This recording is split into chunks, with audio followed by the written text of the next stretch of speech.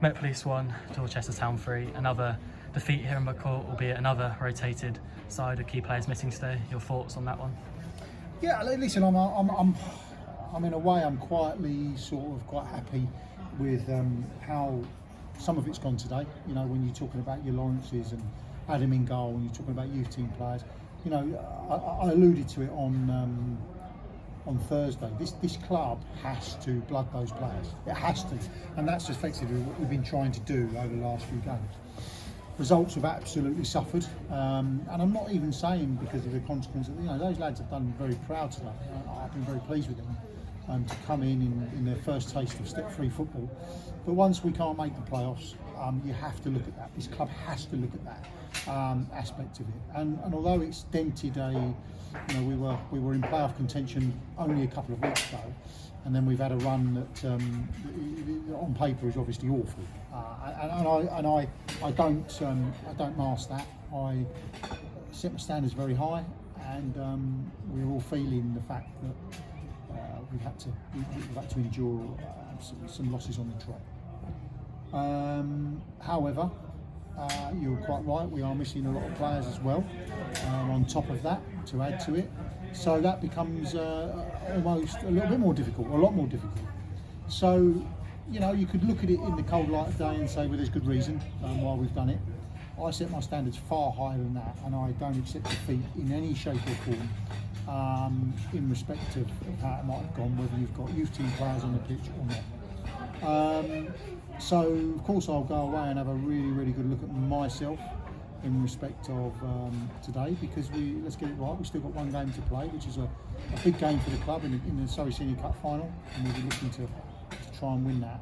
But I'm not sitting here at the moment accepting of a string of results, although I understand why it's happened. But we set our standards higher than that, and I'm feeling it at the moment, if I'm honest, really feeling it, because that's the first in my career, without a shadow of a doubt, and I don't take it lightly, Alex, basically. So, you know, it won't sit very well with me. I can't just look at it and go, I'm playing out the season, and it doesn't really matter. It doesn't matter whether we finish 8th, 10th or whatever. It does matter to me. We've now come to the end of the league season now. I'm sure these last 6 games weren't what you quite entailed at the end of the season, but given the situation in the summer and how players lost last season, you must feel it has been a relatively successful season for the club. Look, I think taken as a whole, for us to be in with a shout at the playoffs only a couple of weeks ago, you know, sort of mid-April or whatever it was, or early April, I think is a fantastic achievement. You know, to have lost the players that we did in the summer, regroup, go again, you know, after the playoffs last season, to be in there, and I think to be as high as about 4th or 5th at one point, I think is testament to the boys, and I've told them that in there. They've done a really good job. My management team again have been absolutely fantastic, squeezing every single ounce out of what we can do to achieve the league position that we have, and that is no easy feat. Trust me now, trust me. We're in a position where we are always trying to bridge gaps, always trying to pick up that extra 10-15% all over the place. And when you promote 4 or 5 from your youth setup, as we did in the summer, to try and plug the gaps of senior players like Ollie Robinson that moved on, it's a very difficult thing, and you could be in for a very difficult season. Actually, what we've been in for is a very comfortable season in the fact of the league. All right, the last few games haven't been good, but we've discussed that already. But what we've done is a very comfortable league position, and that I think is more than a lot of people would have given us credit for at the start of the season. In fact, I heard a lot of people say this will be the season when the Met fall. Well, we haven't. We haven't, and you know, we're not massively resourced, so testament to those boys. As you said, we've still got one game to go. We will face Virginia Water in the Surrey Senior Cup final week on Wednesday. Your thoughts of that game? Pay them due respect they deserve. They've got to the cup final, that's the first thing, and I hope the boys will. That's for sure. We won't be taking them lightly, even though they play at a different level to us.